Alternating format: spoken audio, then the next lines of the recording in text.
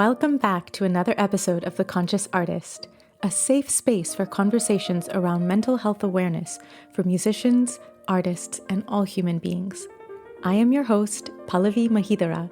I'm a concert pianist and teacher, and I am absolutely thrilled that you are joining us today. My hope for this show is that it will give all of us a sense of solidarity and knowledge that we are not alone, and together, through these conversations, we can create more awareness and change for a healthier future.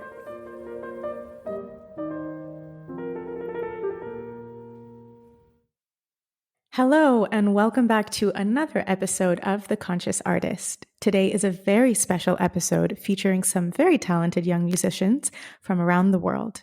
We have Dalia Lévy, a cellist from New York. She is the daughter of pianist Frank Lévy, and she is currently a 12th grade student at Fremont High School in California, where she studies cello with Vicky Wang. Next, we are joined by Álvaro Fernández-Bravo, a 20-year-old pianist and teacher currently studying with pianist and forte pianist Laia Masramon in Madrid. And finally, we have Marc Sansalvador, a bassoonist and composer from Spain, currently studying at the Superior Conservatory in Castilla-La Mancha.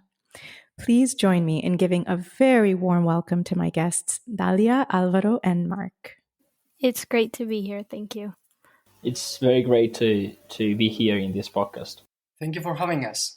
It's my pleasure. The reason I wanted to have this very special episode, as I said, is because we're the first ones, first and foremost, that deal with all of these difficult issues. And I remember when I was a student, so many times I experienced feelings of low self-esteem or lack of confidence or comparison with my colleagues. And there was no one to talk about any of these topics with, because at that time, especially growing up, it was kind of taboo.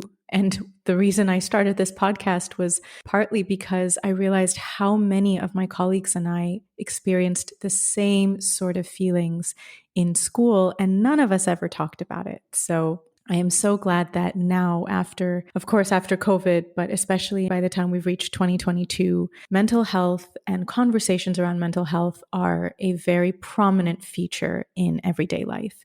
So I'm really glad that the three of you have agreed to chat with me today and ask me your questions, because I'm sure it will really help a lot of other students around the world. So Dalia, I'd love to start with you. I believe you have a few questions you would like to ask, so please ask away. Thank you. So my first question is, how do you remain true to yourself and your playing during the recording process? This is a great question. As some of you might remember, my very first episode that I released was with cellist Gary Hoffman, which was actually titled How to Remain True to Yourself. And I would say that probably the things that we need to focus on as artists and as human beings to remain true to ourselves are applicable to any sort of situation that we find ourselves in as musicians. So I'm guessing that your question is specifically about feeling connected with yourself and authentically yourself while you're playing in front of a camera. Dalia, is that correct? Yes, that's correct. Thank you. That's definitely a difficult situation to be in, because for me, at least, I find it so impersonal to play in front of a camera. I remember during COVID, when I had to do my very first online performance on Zoom, I felt so uncomfortable. Like I wasn't thinking about the music at all. I was simply just worrying if the internet connection was stable. Did my computer battery die, even though I had it plugged? And, it was just stupid things like that. So especially when we're used to performing live and we are used to feeding off of human energy from the audience energy, it can feel very impersonal to play in front of a camera. However, what we can do, I think, and what I still work on when I have to do any sort of online activities, is to try and stay present in the moment, meaning to stay focused on yourself, stay focused on what it is you're trying to say with your music, staying immersed in the phrase, in the atmosphere that you're trying to create. And again, all of these things actually come with practice. More than anything, I think when we want to feel comfortable in any situation, we need to practice being comfortable in that situation. So if you need to do a recording, practice doing recordings many times. And I don't know if it's a possibility for you or if it's allowed, but if there's a possibility to have some people in the room or in the concert hall where you're recording so that you feel like you're actually playing for someone, that can also be a really great sort of alternative to just playing for a technological device. Yeah, I think I really like that idea of like recording while you're playing for other people. I think that's because you feel more connected when you're playing for other people. So I like that a lot. Absolutely. My second question is, since the live audition season is coming up really soon, how would you mentally and physically prepare for like playing in front of judges or other people that play the same instrument? Great question. I'm assuming you're talking about college auditions, conservatory auditions. And for this, I have pretty much the same answer. Practice performing and auditioning in front of people, meaning put yourself in situations where you feel uncomfortable many, many times. For example, get your family, get your friends, and just do a mock audition for them and do it multiple times, 3, 4, 5, 6, 7 times, as many times as it takes for you to start feeling more and more comfortable. And I can tell you that the first time will be terrifying, and by the 10th time, you will feel like, okay, I've got this. No matter what happens on stage, I know that I have enough idea of what I want to do and how to recover from any mishaps that might happen. So again, it goes to the word preparation. I had in my first season, an episode with Joseph Spacek, violinist, where we talked about preparing for competitions, auditions, concerts. And, his biggest takeaway for the audience was preparation.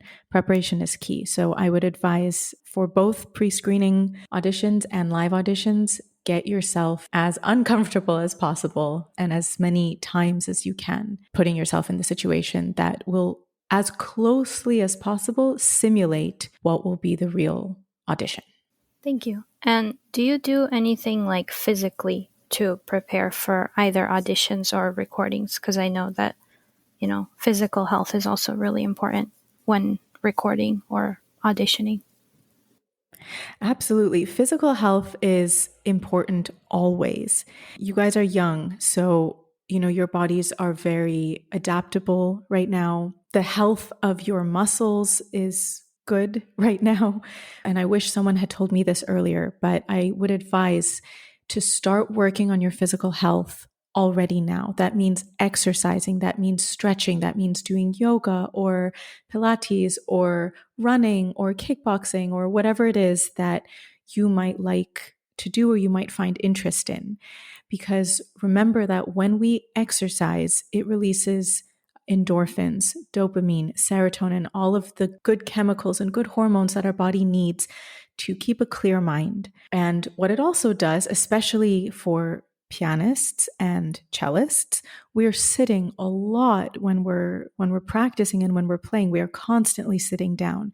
So it is so important to strengthen our back muscles so that when we're sitting, we don't start to have tension or tight muscles, especially for pianists in our upper back region, around our neck, our shoulders, and our trapezius muscles, and as well for cellists in our lower back, cellists and pianists in our lower back. And my experience and what science tells us is that in order to have strong back muscles, we need to have a strong core.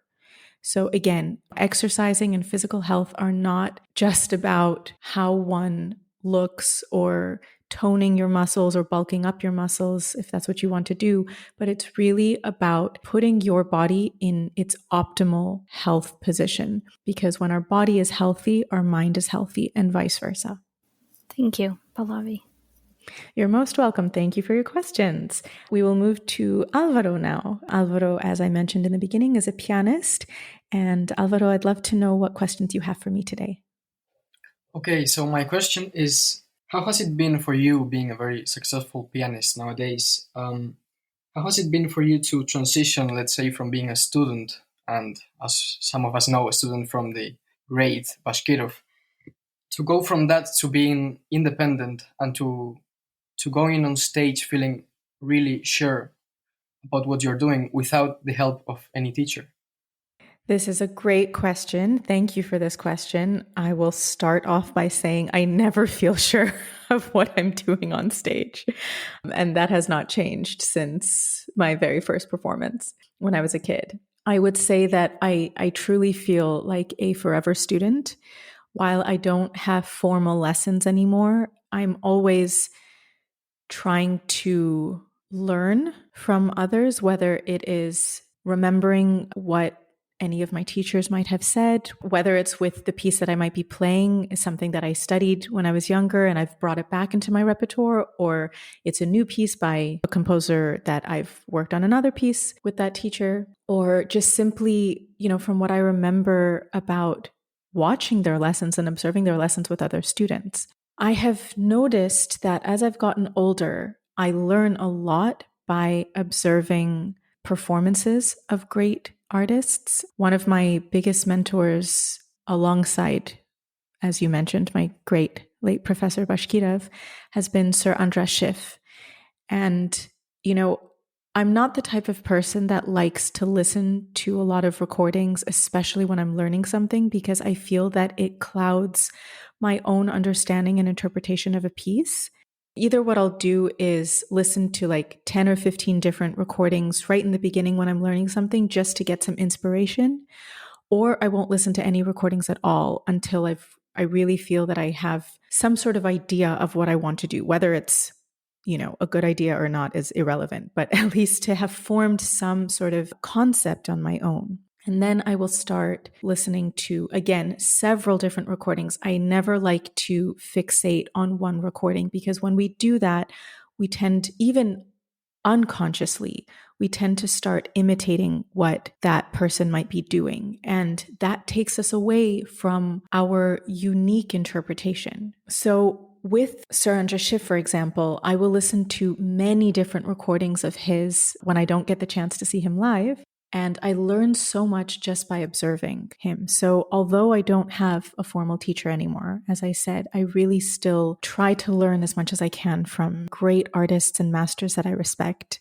And regarding the first part of your question, sort of the transition from student to professional, I would say it was a gradual process. When I came to study with Bashkirov, I was 23. I had finished my undergrad at the Curtis Institute of Music. And when I came to Bashkirov, I was now only taking lessons once a month or so. I mean, a few lessons in that week, but he was only coming to the school once a month. So the time in between my lessons with him was wider. I was working with his wonderful assistant, Denis Losev, as well, but the time in between my lessons with Bashkirov was getting wider and wider. So that was sort of a progressive expansion of learning to work on my own in the practice room versus working with my professor in person. And then when I went to Berlin to do my master's at Hans Eisler with Eldar Nebelson, I was traveling a lot. This was right after I had won a prize in the Geneva competition. So I was performing a lot. I was having a lot of concerts. I was traveling really most of each month. I was basically in Berlin 1 week a month. So I went from, having lessons every couple weeks to maybe once every 2 months or something. So it was a sort of slow process transitioning into sort of what we can call musical adulthood. That's great. Actually, just this morning I was having a masterclass with Nikolai Demidenko, that is like from the first generations of Bashkirov students, and he was just speaking about his lessons and how like demanding he was. So that's great to hear from you.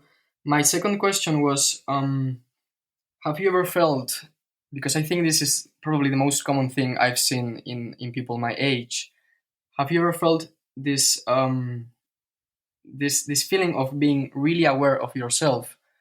And this also being the Conscious Artist podcast. So I think that being conscious and being aware of yourself is like the first step, but I've seen also in myself many times that I can be very aware of myself and my problems and my, let's say, the things that I have to work on. but still I can be stuck. So what would you say is like the next step from being aware to actually fixing things? Because from my experience, I'm talking about maybe 2 weeks I'm working on this, but I think that being aware in a, let's say, in a nice and loving way towards yourself, it's really the most important thing, because I've always been aware of myself, but I was not nice to myself before. So I think this being aware in a loving way and in a respectful way, it's really the life-changing advice I got. So what do you feel about this? This is such a great question. Thank you for asking this and bringing this to the table. Yes, I have to say my experience is very similar with yours. I was always very hyper aware of myself, but not in a good sense. I was hyper aware and very critical of my flaws and very judgmental of the things that I wasn't okay with musically, also personally, but I was not aware of how to actually change those things. And I think you really hit the nail on the head, which is that the first step to changing patterns that we have that really come from childhood, the first step to changing those patterns is to change the way we speak to ourselves. It is so important to treat ourselves with kindness and respect. And I remember one of the best pieces of advice I received was speak to yourself like you would speak to someone that you love, your best friend, your parent, your partner, your child. And we would never say to our best friend, "Oh God, I can't believe you messed up like that. You sound terrible. You're a terrible pianist. You're a terrible musician." We would never speak like that to someone else. And so it's very curious that we even unconsciously learn to speak to ourselves that way. So I think, at least in my own experience, change takes time, and a constant frustrating reminder is that progress is not linear. So even if from one day to the next we see progress in our attitude towards ourselves, and therefore our ability to implement change in our music or in our performance practice or in our technique or in our behavior, it's very possible that the third day will be different. And they say, 2 steps forward, 1 step backwards. It's okay as long as there's movement, as long as we're learning and we're growing. So I would say, as you very astutely pointed out, be kind to yourself. And that sometimes is as simple as writing down 3 things that you like about yourself every day, or 3 things that you like about your playing every day.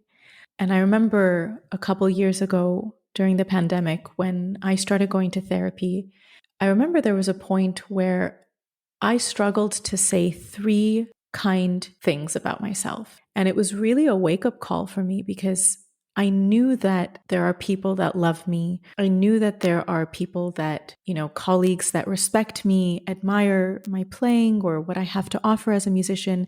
And yet I wasn't able to say 3 nice things about myself. And that wake-up call sent me into a daily practice of speaking kindly to myself. Even if I didn't believe it, I would still find those 3 things to say until I believed it, and until I can confidently say today all the things that I'm proud of about myself, and be able to acknowledge at the same time the things that I want to work on.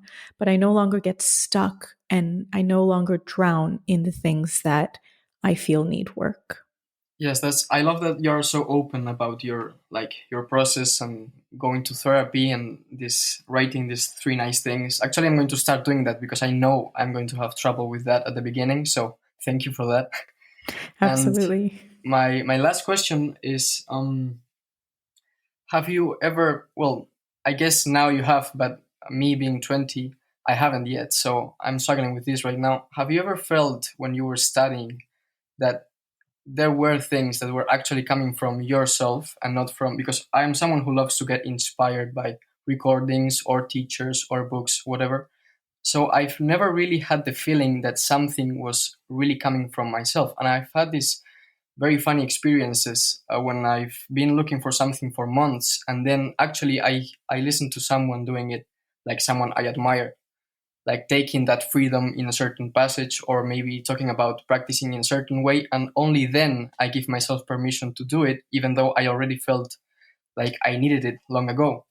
So have you ever, I mean, what's the process for you in really knowing what you want to do? And of course, we all get inspired and by Andras Schiff and Bashkirov and whatever, but how is it for you to, like, in your daily routine, do you do stuff that get you connected with what you really want to do and what you really feel like doing in the moment? This is such a great question. I'm going to start off the answer by saying that music is subjective, art is subjective. So while there are certain quote unquote rules, for example, if a composer has written piano, it doesn't really make sense if we play forte. If a composer has written allegro, it doesn't make sense if we play lento.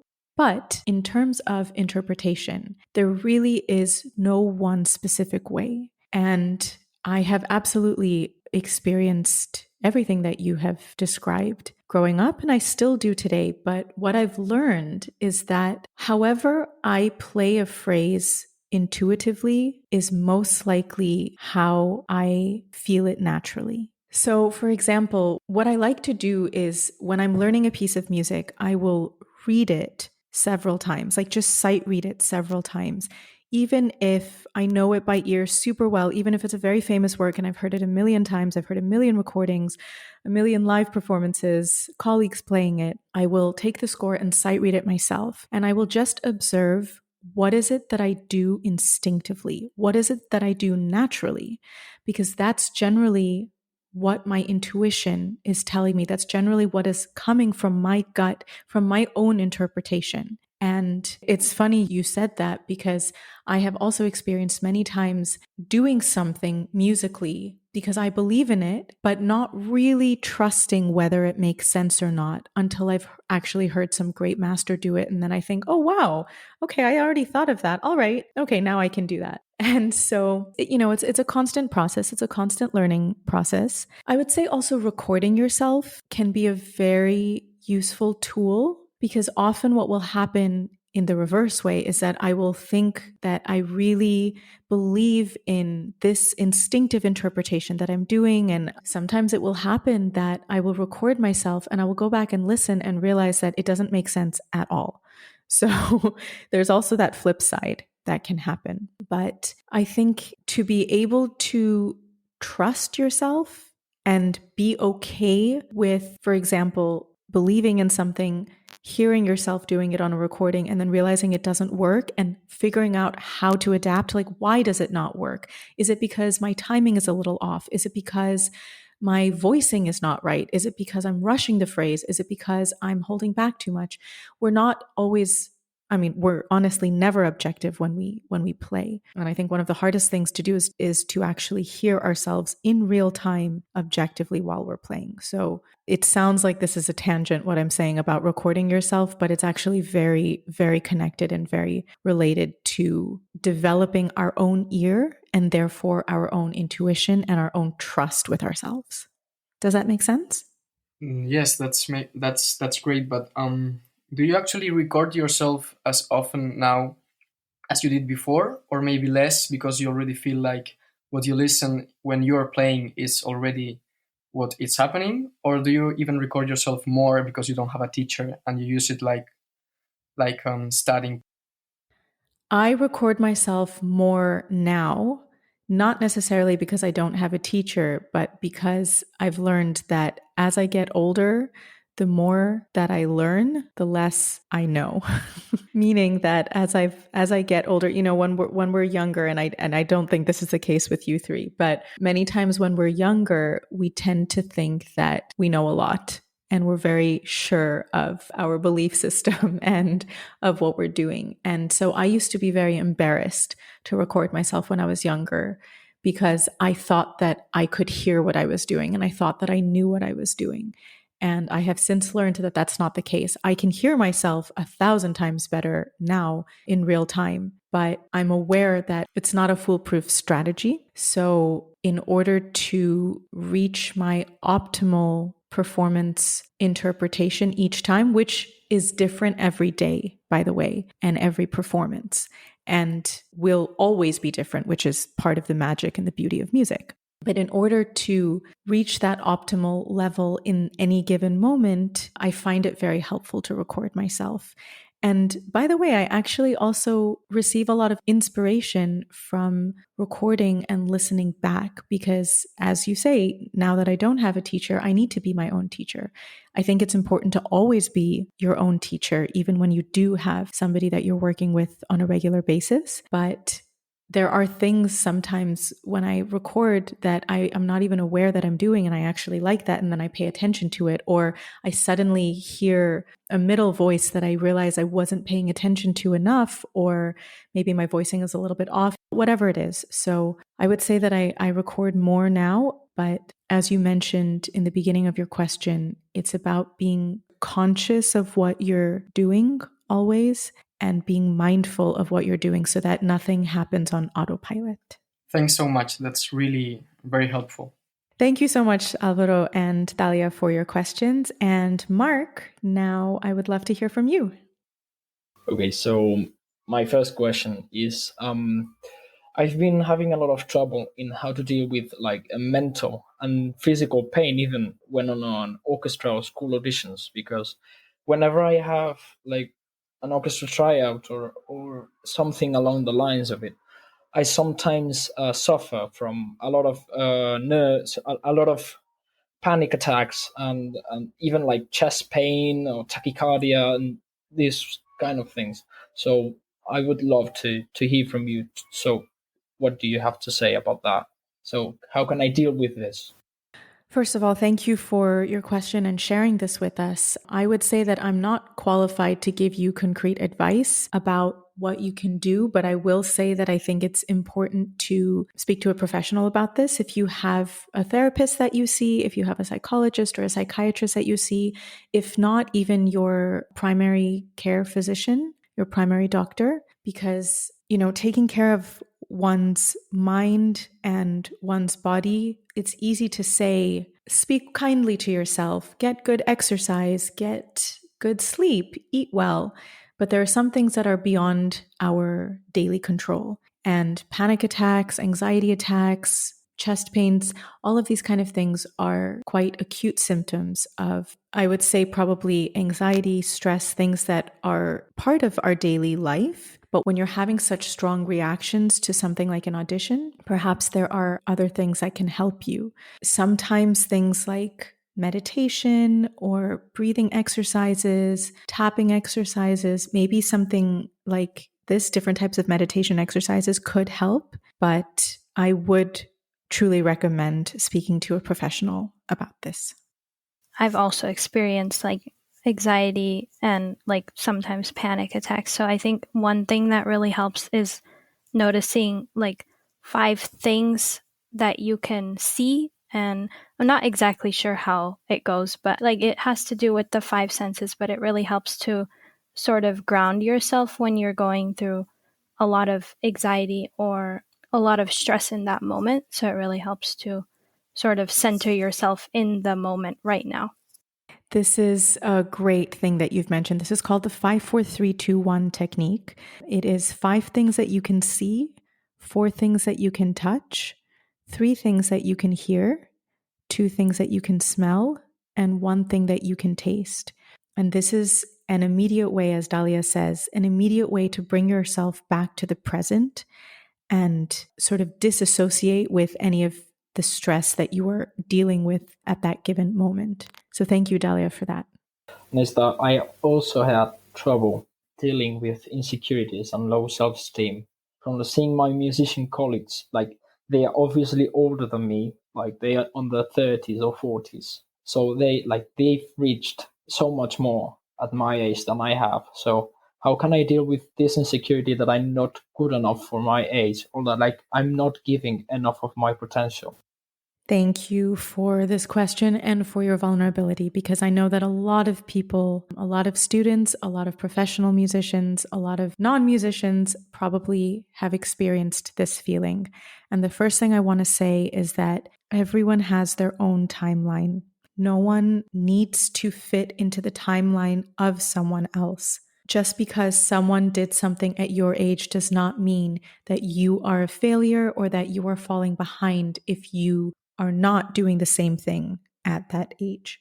I think one of the hardest things to work on as particularly musicians is comparison. Working on not comparing ourselves to others. Of course, we see our colleagues and we see what they're doing, and it's almost impossible when you're in class together or you're in a competition or you're in a group, a studio class, a group recital. It's almost impossible not to feel that comparison with others. But as much as we can remember that every single human being on this planet has strengths and weaknesses, and we all have something to offer. We all have something to give to this world, and we just have to focus on what it is that we feel we are good at and that we can share with others.